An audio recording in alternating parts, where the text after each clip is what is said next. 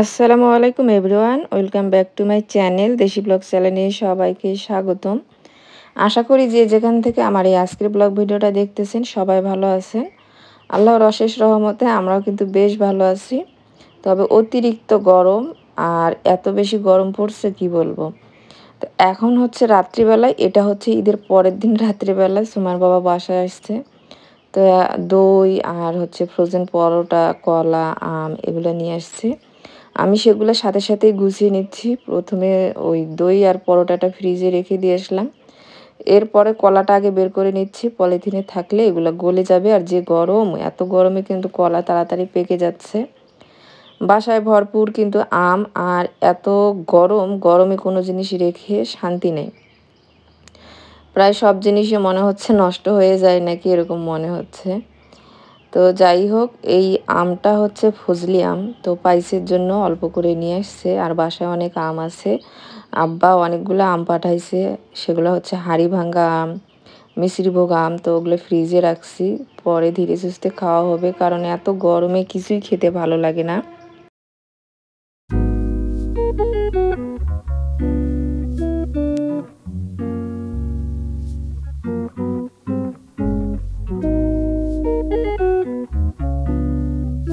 এটা হচ্ছে next day, পরের দিন থেকে আমি আবারও ব্লগটা শুরু করছি।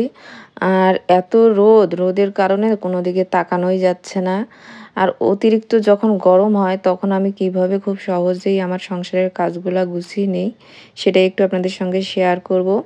প্রথমে আমি আমার আর কি সকালের স্কিন কেয়ার রুটিনটা আপনাদের সঙ্গে শেয়ার করব। তো এখানে আমি ঘুম থেকে উঠেই ব্রাশ করে নিচ্ছি, এরপরে ভালো মতো আর কি একটা ফেস ওয়াশ দিয়ে মুখটা ক্লিন করে নিব। গরমের কারণে কিন্তু ভয়েস দেওয়া খুব কষ্টকর হয়ে যাচ্ছে। আর সুমাইয়া আমাকে বাতাস করতেছে, আমি ভয়েস দিচ্ছি অনেক শান্তি করে। তো যাই হোক, আমি মুখটা ফ্রেশ করে নিয়ে এখানে আগে একটা সিরাম লাগিয়ে নিচ্ছি। আর আমি যেই প্রোডাক্টসগুলো ইউজ করি সেগুলাই। তো সকালের আর রাতের প্রায় রুটিনটা একই হয় স্কিন কেয়ারের। রাতে শুধু সানস্ক্রিনটা লাগাই না, এই যে তফাৎ।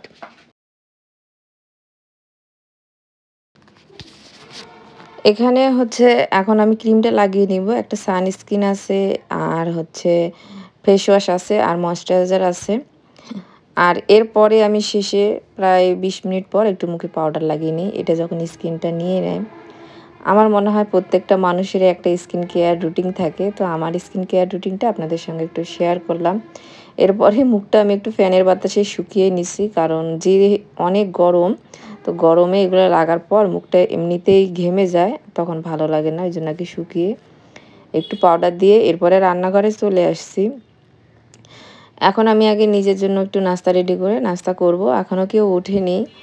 তো সকাল সকাল কাজগুলো শেষ করব, বিশেষ করে রান্নাঘরের কাজ সেই মতোই আর কি শুরু করছি।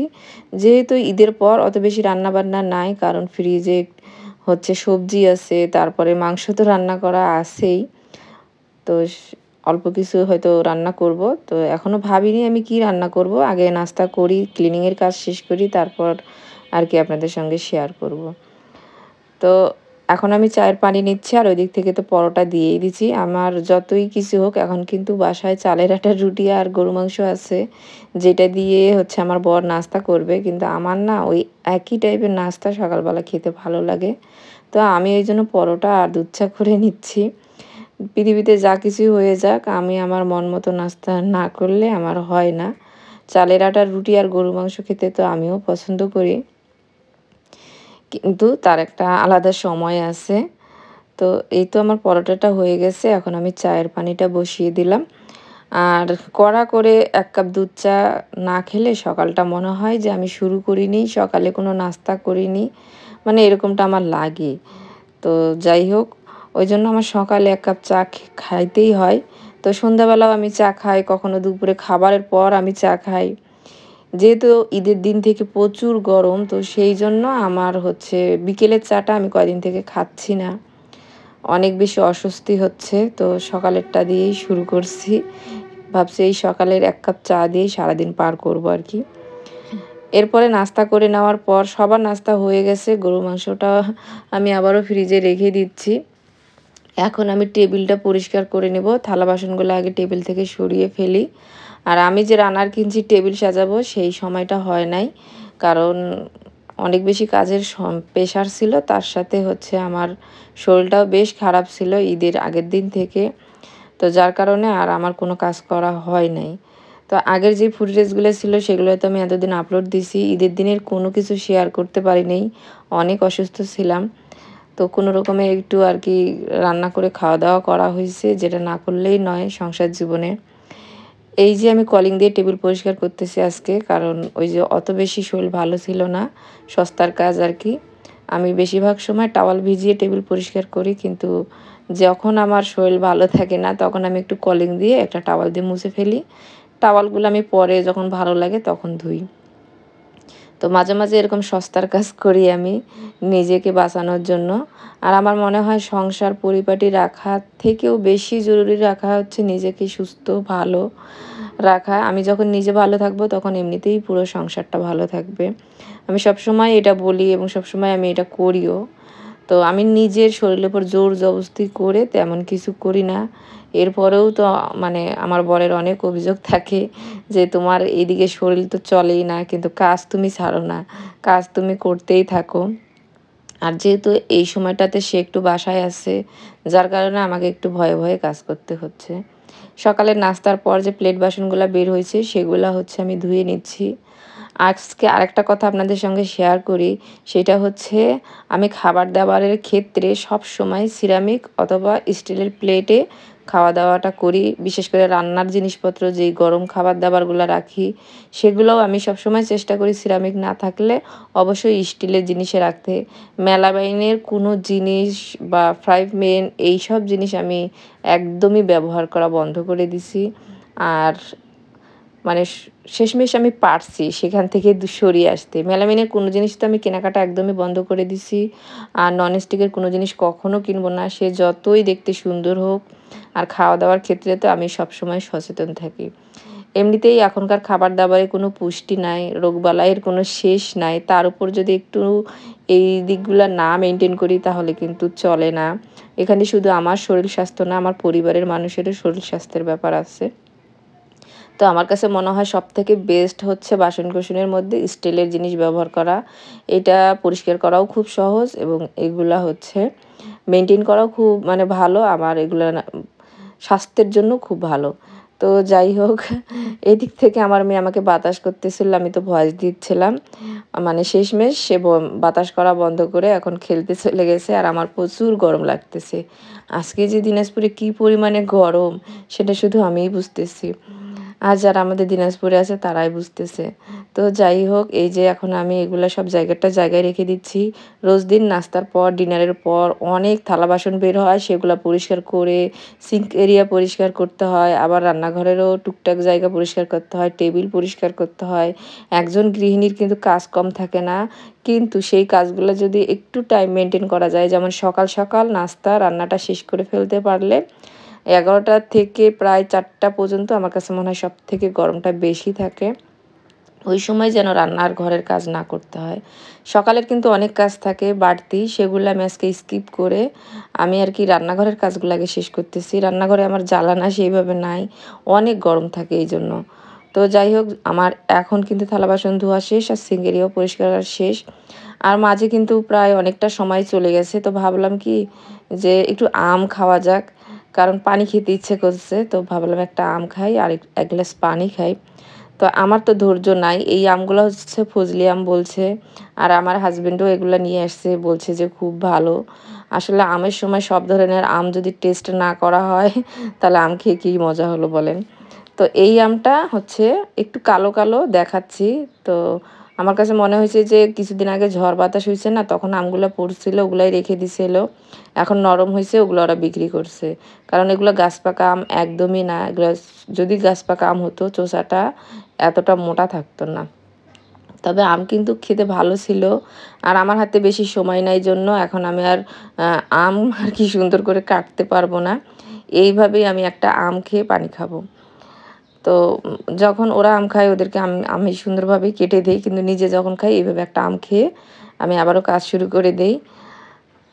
আর ভাবছিলাম যে আম খাবো না, কিন্তু আমের এত গন্ধ ফ্রিজে বাইরে, তো ভাবলাম না একটা আম খাই। তো এখন হাতটা ধুয়ে নিলাম, এরপরে হাতটা এখন আমি মুছে আর কি কাপড়গুলো আগে মেশিনে দিতে হবে।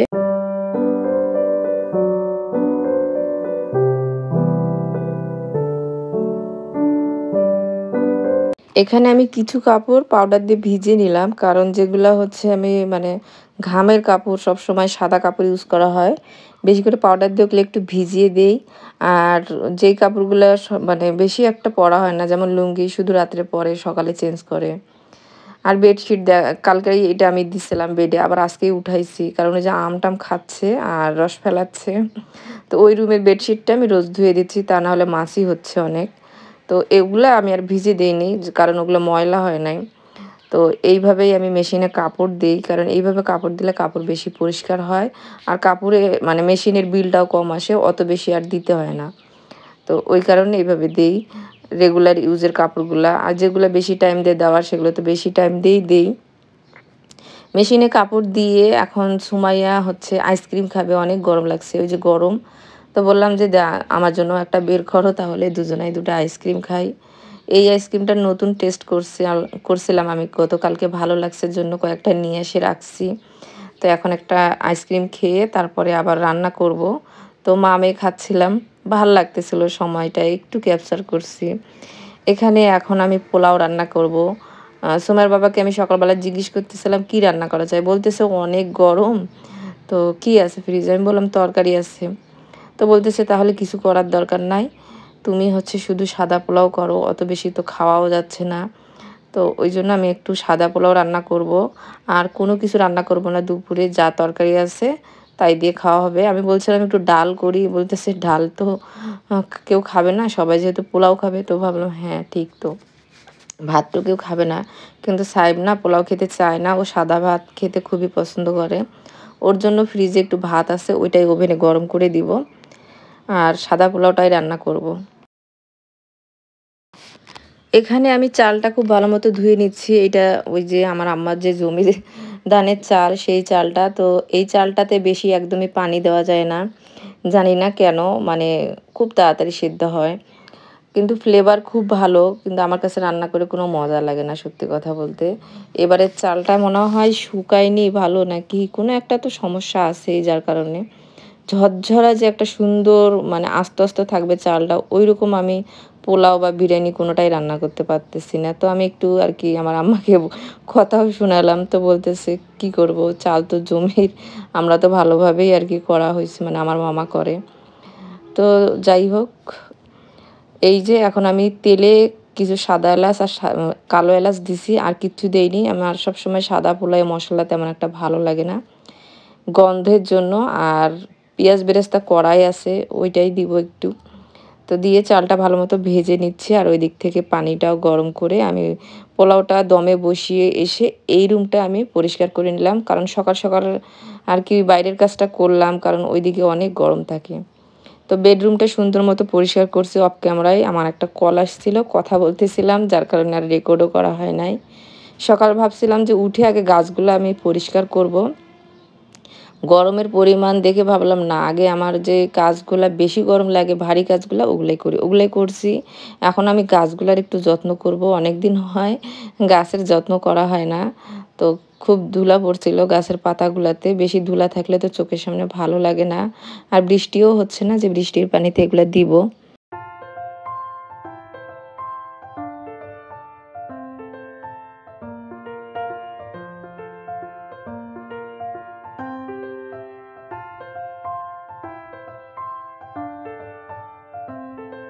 এই যে পাতার মুখগুলা যে শুকনা, এগুলো যদি কেটে না দেই ধীরে ধীরে পুরা পাতাটাই শুকিয়ে যায়, আমি এর আগেও দেখছি খেয়াল করে।